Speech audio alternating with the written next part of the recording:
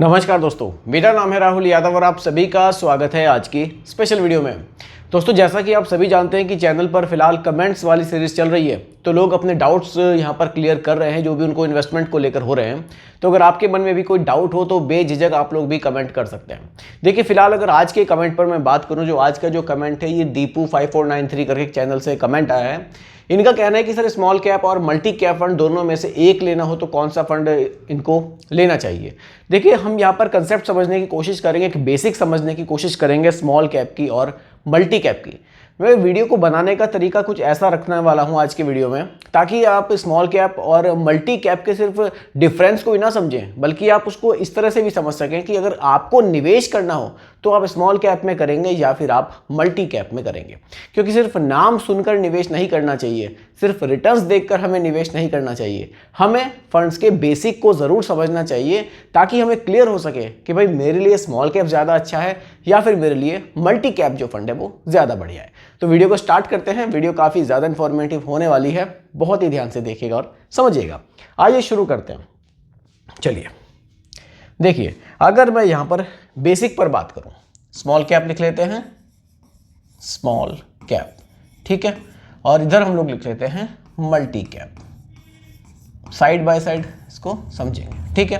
पहले small cap के ऊपर बात कर लेते हैं। देखिए, वैसे तो नाम से ही आपको लग रहा है स्मॉल कैप। देखिए, यहाँ पर क्या होता है, छोटी कंपनियों में ज़्यादा निवेश किया जाता है। सबसे पहले तो ये क्लियर कीजिए, छोटी कंपनी मतलब कितनी छोटी कंपनी, उसको भी समझते हैं। देखिए, यहाँ पर क्या होगा, 251 रैंक के बाद जो स्टॉक्स आएंगे, जो कंपनियाँ आएंगी जो लिस्टेड हैं, तो उसमें यहाँ पर निवेश किया जाता है, ठीक है।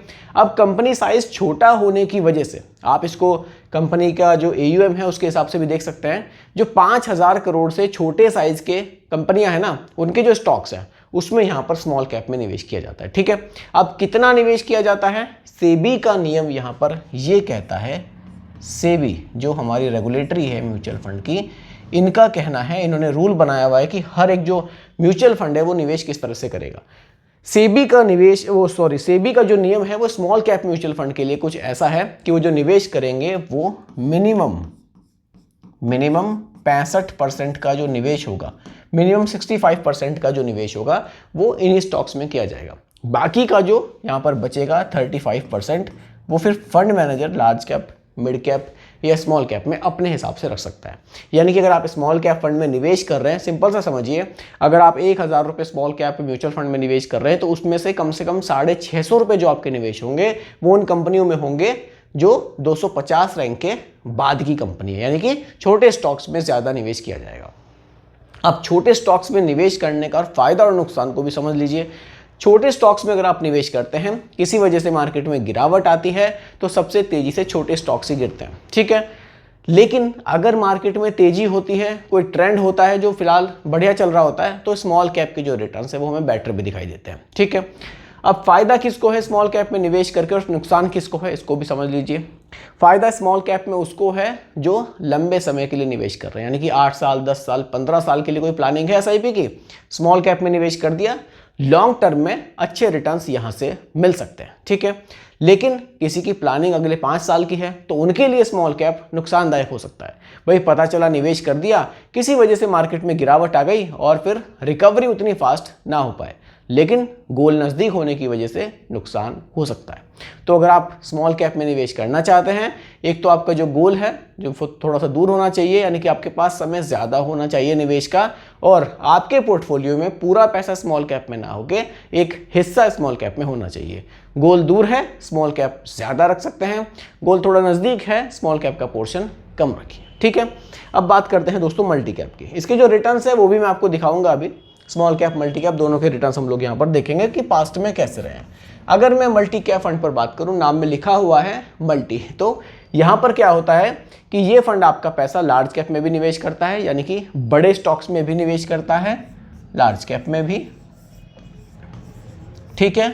और यहाँ पर मिड कैप में भी आपका पैसा निवेश होता है और स्मॉल कैप में भी निवेश होता है, ठीक है। ये ऐसा फंड है जो तीनों कैटेगरीज में पैसे को निवेश कर रहा है। अब जैसे स्मॉल कैप फंड था तो वो ज़्यादा निवेश सिर्फ अपने उस पर कैटेगरी में कर रहा है, लेकिन स्मॉल कैप में कर रहा है। मल्टी कैप ले लेते हैं तो large cap, mid cap, small cap तीनों जगह निवेश होगा। देखिए लार्ज कैप में क्या होता है, लार्ज कैप में इंडिया के टॉप की 100 कंपनी आ जाएगी, मिड कैप में 101 से लेकर 250 रैंक वाली कंपनी आ जाएगी, और स्मॉल कैप में तो आपको पता ही है कि 250 के बाद की जो कंपनियां हैं वो आ जाएंगी। ठीक है, कुछ इस तरह से ये काम करता है। तो मल्टी कैप में जो सेबी का नियम है, अब उसको भी समझ लीजिए, सेबी का नियम यहाँ पर क्या कहता है। ठीक है, सेबी का नियम है मल्टी कैप के लिए कि भैया आप तीनों जगह निवेश तो करेंगे, लेकिन कैसे करेंगे। भाई लार्ज कैप है, ठीक है, इसमें भी निवेश करना है आपको, मिड कैप में भी आपको निवेश करना है और स्मॉल कैप में भी करना है। ठीक है, तो यहाँ पर सेबी ने नियम बनाया है। नियम यहाँ पर ये कहता है कि आप मिनिमम का ध्यान रखिएगा, मिनिमम 25% का जो निवेश है वो लार्ज कैप में करेंगे, मिनिमम 25% का जो निवेश है मिड कैप में करेंगे, और मिनिमम 25% का निवेश आप स्मॉल कैप में करेंगे।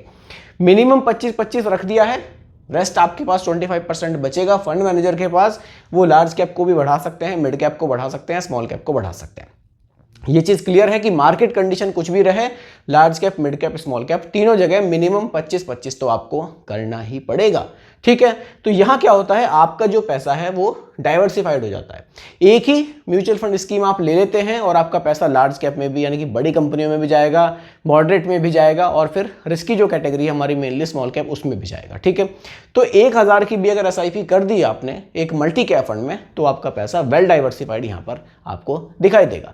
तीनों कैटेगरीज में आपका पैसा ऑटोमेटिकली इन्वेस्ट हो जाएगा, आपको बहुत सारी म्यूचुअल फंड स्कीम्स है जो वो नहीं लेनी पड़ेगी। फायदे नुकसान पर बात करते हैं। मल्टी कैप, यहां पर फायदा आपके सामने है, एक ही आपने फंड लिया, एक ही म्यूचुअल फंड स्कीम ली, कुछ पैसा निवेश किया और आपका तीनों कैटेगरीज में पैसा चला गया। नुकसान यहां पर यह है कि अगर मार्केट कंडीशन सही नहीं है, मार्केट में यह है कि प्रेडिक्शंस कुछ ऐसे हैं कि स्मॉल कैप में जो निवेश है वो आपको रिस्क में डाल सकता है, तब भी फंड मैनेजर की मजबूरी है कि वो स्मॉल कैप में मिनिमम 25% डालेंगे ही डालेंगे। हो सकता है कि मार्केट से रिटर्न्स बनने की ज़्यादा उम्मीदें हों और कोई जो फंड मैनेजर है वो चाह रहा हो कि मैं लार्ज कैप में निवेश कम करूं, लेकिन तब भी लार्ज कैप में मिनिमम 25 तो रखना ही होगा। यानी कि कई बार हमें इस चीज़ का फायदा भी मिल सकता है और कई बार हमें इस चीज़ का नुकसान भी मिल सकता है। तो निवेश किसको करना चाहिए? जो लॉन्ग टर्म इन्वेस्टर हैं बिल्कुल मल्टी कैप कैटेगरी को रख सकते हैं, लॉन्ग टर्म में आपके लिए बढ़िया है। एक ही फंड से आप 3 जगह पैसे को निवेश कर सकते हैं। बचना उसको चाहिए जो थोड़ा सा शॉर्ट टर्म के लिए निवेश कर रहा है। तो कैटेगरी अच्छी है। बाकी अगर आप एक बैलेंस पोर्टफोलियो अपने लिए तैयार कर रहे हैं तब अलग बात है, लेकिन अगर आप एक कम अमाउंट से SIP स्टार्ट कर रहे हैं, मान लीजिए आपने 2000 की SIP करनी है, आप चाहते हैं कि मेरा पैसा लार्ज कैप में भी जाए, मिड कैप में भी जाए, स्मॉल कैप में भी जाए, तो मल्टी कैप जो फंड है आपके लिए एक बढ़िया ऑप्शन यहाँ निकल कर आता है। ठीक है, अब मैं दोनों फंड्स के रिटर्न्स भी आपको यहाँ पर जरूर दिखाना चाहूंगा एक वेबसाइट के थ्रू। देखिए स्मॉल कैप पर अगर मैं बात करूं, यहाँ पर पिछले 10 साल के रिटर्न्स हम लोग यहाँ पर अगर देखें, 8 साल के देख लेते हैं। देखिए पिछले 8 साल के अगर रिटर्न्स पर मैं यहाँ बात करूं, क्वांट स्मॉल कैप है, पिछले 8 साल के रिटर्न्स 22% हैं। उसके बाद एक्सिस स्मॉल कैप है 18% है, निपॉन स्मॉल कैप भी 18 है। यानी कि 18-20% के जो रिटर्न्स है वो हमें नॉर्मली एक स्मॉल कैप कैटेगरीज में पिछले 8 साल में देखने को मिले हैं। वहीं अगर मैं यहाँ पर बात करूँ एक मल्टी कैप कैटेगरी में, ठीक है, यहाँ पर हम लोग चलते हैं मल्टी कैप पर।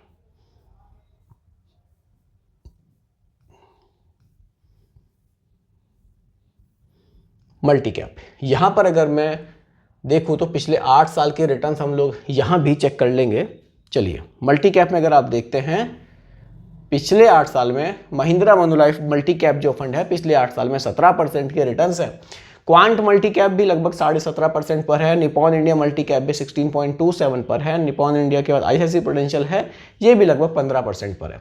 यानी कि अगर आप रिटर्न्स में देखेंगे तो स्मॉल कैप के जो रिटर्न्स है आपको मल्टी कैप के मुकाबले थोड़े से बेटर देखने को मिल रहे हैं। कारण है कि पैसा छोटे स्टॉक्स में ज़्यादा जा रहा है, रिस्क ज़्यादा है, इसलिए रिटर्न्स भी वहाँ पर ज़्यादा कई बार बन जाते हैं। लेकिन ध्यान रखिएगा स्मॉल कैप के भले ही रिटर्न्स ज़्यादा हैं, स्टेबिलिटी आपको स्मॉल कैप के मुकाबले मल्टी कैप में ज़्यादा मिलती है, क्योंकि पैसा आपका लार्ज कैप में भी एक जो बड़ा पोर्शन है वो निवेश होता है।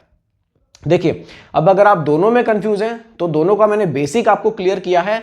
अगर आप एक पोर्टफोलियो बना रहे हैं उसमें एक पोर्शन स्मॉल कैप का आप रख सकते हैं, लेकिन अगर आप सिर्फ एक सिंगल SIP कर रहे हैं तब आप मल्टी कैप को रख सकते हैं। यहाँ आपका पैसा वेल डाइवर्सिफाइड ऑटोमेटिकली हो जाता है। तो यही आज की वीडियो का टॉपिक दोस्तों मैंने आप लोगों के लिए रखा था कि स्मॉल कैप आपके लिए ज़्यादा अच्छा है या फिर मल्टी कैप। उम्मीद करता हूं कि टॉपिक आपको पसंद आया होगा। बाकी रिकमेंडेशन नहीं है, सिर्फ एजुकेशनल पर्पस वीडियो आप लोगों के लिए बनाई गई है। पसंद आई हो लाइक शेयर कीजिएगा, चैनल पर नए हैं सब्सक्राइब कीजिएगा। मिलते हैं जल्दी एक और नई वीडियो के साथ। धन्यवाद।